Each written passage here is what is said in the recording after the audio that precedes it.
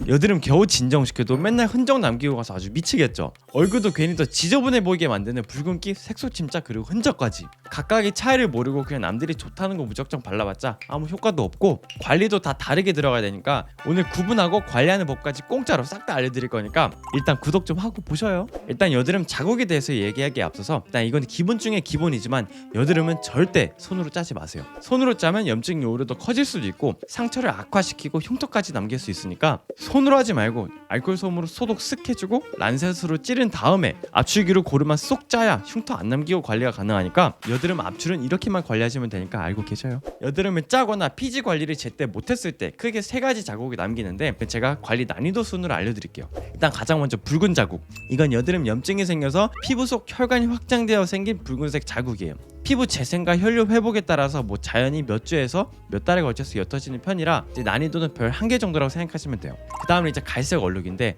흔히 이제 여드름이 지나간 부위에 멜라닌 색소가 과도하게 생성돼서 남은 갈색, 흑갈색 얼룩이에요. 붉은 자국과 다르게 조금 더 오래, 보통 한 6개월 이상 남기도 하는데 멜라닌 억제 성분으로 제대로 관리를 해줘야 돼서 난이도는 한 별 2개 정도? 마지막으로 이제 흉터인데 이건 사실 피부 조직 자체가 손상된 상태예요. 그래서 움푹 파인 자국이나 단단히 부어오른 자국이 있어요.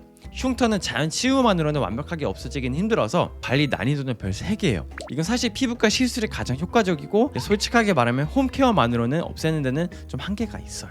각 자국별로 피부 재생 과정과 관리법이 조금씩 다 다르기 때문에 이렇게 다 구별해서 알고 있는 게 우선이에요. 이제 흔적 종류별로 관리 루틴을 알려드릴 건데 진짜 그냥 그대로 이렇게만 따라해보세요. 이렇게 했는데도 만약에 진짜 관리가 안 됐다 그럼 저를 진짜 직접 만나서 제가 해결해 드릴게요. 이거 진짜 무조건 해결된다니까. 일단 가장 먼저 붉은기 케어. 이런 붉은기, 붉은 자국은 사실 피부가 자극을 받아서 좀 거친 상태다 보니까 진정과 장벽 강화가 핵심이에요. 진정 보습이랑 함께 철저한 자외선 차단을 해줘야 색소 침착으로 이어지지 않기 때문에 초기에 붉은기를 잡는 게 일단 제일 중요해요. 일단 가장 먼저 아침에는 자극이 없는 약산성 클렌저로 피부를 부드럽게 닦아내요. 이런 약산성 세정제는 피부에 부담을 주지 않고 노폐물을 제거해주기 때문에 아주 좋아요.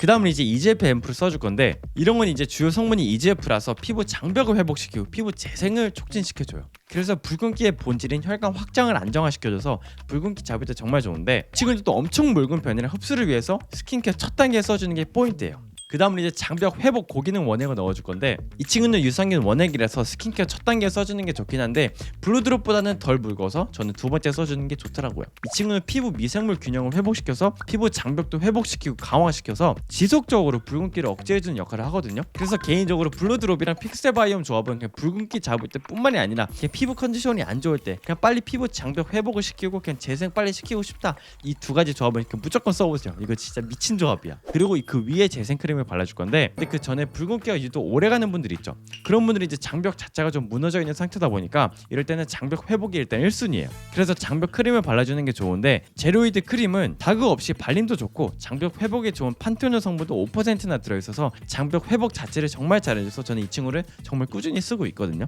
근데 이제 피부 타입에 따라서 이 친구를 한낮에 쓰기에는 좀 답답하다고 느낄 수도 있어서 그런 분들은 이제 주미소 디판테놀 수딩 크림을 발라보세요. 이것도 장벽 크림이긴 한데 완전 가벼운 제형이라서 아침에 외출할 때 그냥 낮에 한낮에 돌아다닐 때도 정말 부담 없이 사용하기 좋아요. 여기서 꿀팁이 있는데 만약에 얼굴에 전체적으로 붉은기가 올라왔거나 좀 심한 붉은기가 있다, 그래서 특급 케어가 필요하다, 그러면 이제 약국에서 파는 디판테놀 연고를 붉은기 부위에 살짝 펴 발라보세요. 이제 더 유명한 비판텐 연고랑 이제 성분 자체는 똑같은데 이제 훨씬 더 부드럽게 나와서 펴 바르기가 좋더라고요. 이건 제가 약사님한테 꿀팁 받아와서 제가 처음 쓰기 시작했는데 진짜로 비판텐보다 훨씬 더 부드러워서 사용감은 훨씬 더 좋더라고요. 이 연고의 주 성분인 덱스판테놀이 장벽 크림에 절대 빠지지 않는 성분인데 재생 촉진, 상처 회복, 염증 억제에 특화된 연고다 보니까 스파크림처럼 국소 부위에만 발라도 좋고 얼굴 컨디션이 안 좋을 때도 크림이랑 한 5대1 정도 비율로 섞어서 사용해주면 진짜 좋아요. 참고로 이 친구는 아기들 발진용으로도 쓰기 때문에 자극은 진짜 걱정하지 마세요. 다음은 너무나도 당연한 자외선 차단제 얘기인데 이런 붉은기는 자외선에 노출이 되면 갈색으로 변하기 너무 좋으니까 색소 침착으로 이어지기 전에 다들 꼭 자외선 차단제 선크림은 꼭 바르셔야 됩니다. 선크림은 제가 피부 타입별로 쓰기 좋은 것들 추천해놓은 영상이 있으니까 그거 참고해보시면 좋을 것 같아요. 다음은 이제 저녁 루틴인데 아침과 비슷하되 메이크업이나 선크림 잔여물, 노폐물이 많이 쌓여있기 때문에 자극 없는 클렌징 밀크로 1차 세안을 해주고 다음에 약산성 클렌저로 씻어요. 이렇게 붉은기가 있는 자극받은 피부는 이제 각질 제거가 중요한 게 아니고 정말 부드러운 세안이 중요한 거니까 이럴 때는 약 알칼리성 클렌저는 잠깐 넣어두는 걸로.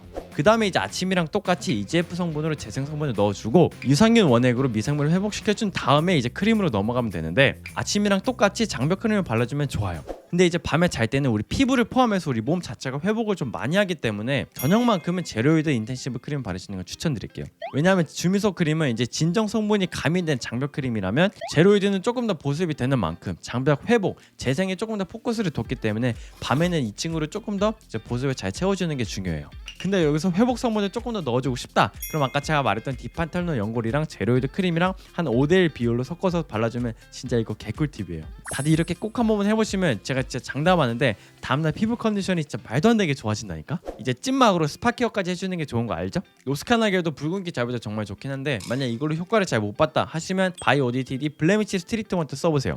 이것도 붉은기 잡을 때 효과가 너무 좋아서 요즘은 이걸로 겁나 발라주고 있어요. 다음은 이제 갈색 자국 같은 색소 침착 관리 루틴. 염증이 가라앉고 나서 멜라닌 색소가 침착된 이런 갈색 자국은 두 가지만 명심하면 돼요. 일단 첫 번째는 피부 턴오버 줄을 촉진시켜서 색소 배출을 가속화시키는 거고, 두 번째는 미백 성분으로 멜라닌 생성을 억제하고 관리해줘야 돼요. 색소 침착 관리는 비타민 C, 나야시나마이드, EGF 성분이 핵심인데 아침에는 붉은기 피부때랑 마찬가지로 약산성 클렌저로 부드럽게 세안해줘요. 이제 스킨케어 차례인데 우리 피부의 턴오버 주기가 보통 한 28일 전후거든요. 그래서 재생 성분을 넣어주면 우리 표피의 재생 속도를 증가시켜서 색소 배출이 빠르게 되는 원리라 이것도 겁나 중요해서, 그래서 마찬가지로 블루드롭이랑 픽셀바이옴 조합을 발라서 이제 베이스로 깔아주면 진짜 좋아요. 그 다음에 이제 중요한 게 비타민 C랑 나야시나마이드인데, 사실 순수 비타민 C는 강력한 항산화, 미백 작용으로 멜라닌 생성을 억제해서 색소 침착을 완화하는데 또 그만큼 자극이 갈 수 있고 사용 후에는 바로 자외선 차단제가 필수거든요. 게다가 순수 비타민은 공기, 햇빛에 닿으면 쉽게 산화돼서 제품도 냉장 보관해야 되고 좀 번거롭긴 해요. 반면 나야시나마이드는 멜라닌 전달을 차단해서 미백 효과도 있고 항염, 장벽 케어 작용도 있어서 개인적으로 제가 좀 좋아하는 성분이긴 한데,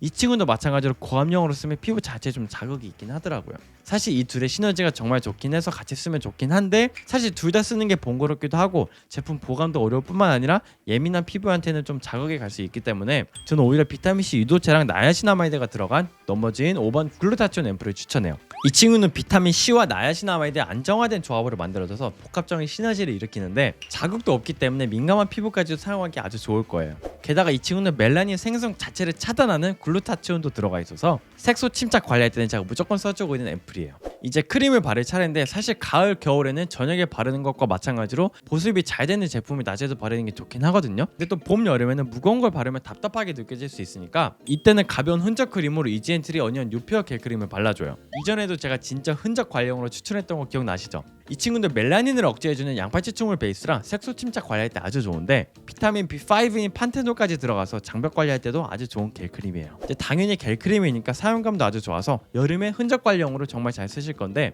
마무리로 색소 침착 맞는 데는 자외선 차단제가 진짜 무조건 1순위이기 때문에 이미 생긴 것도 더 진해지지 않으려면 선크림은 진짜 무조건 바르셔야 돼요. 다음은 이제 색소 침착 전용 루틴인데, 붉은기 관리 때랑 마찬가지로 자극 없이 클렌징 밀크랑 약산성 클렌저로 메이크업, 자외선 차단제, 잔여물 그리고 노폐물까지 충분히 제거해주세요. 그리고 아침이랑 똑같이 회복 재생 베이스를 깔아준다는 생각으로 블루드로 픽셀 바이옴을 발라서 턴오버 주기를 촉진시키고 넘버진 글루타치온 앰플로 이미 침착된 색소를 흐리게 만들고 멜라닌 생성을 억제시켜요. 마지막 크림이 문제인데, 어니언 겔 크림은 이제 색소 침착 흔적 관리에도 좋긴 하지만 진정 효과도 있는 크림이다 보니까 완벽하게 색소 침착에 포커스를 두는 건 아니란 말이에요. 게다가 사용감이 가벼워서 제가 아침에 바르는 걸로 추천드렸던 거라서 아까 말했듯이 회복이 잘 되는 밤에는 비교적 보습을 잘해주는 크림을 바르는 게 중요하거든요. 그래서 아침에는 좀 산뜻한 어니언 겔 크림을 발라도 저녁에만큼은 바이오더마 시카비오 플러스 크림을 바르는 게 좋아요. 이 친구는 피부과 시술 후에도 회복 재생용 크림으로 피부과에서도 많이 추천을 해주시는데, 이게 회복 항산화 효과도 좋고 속부터 손상된 것을 회복시켜줘서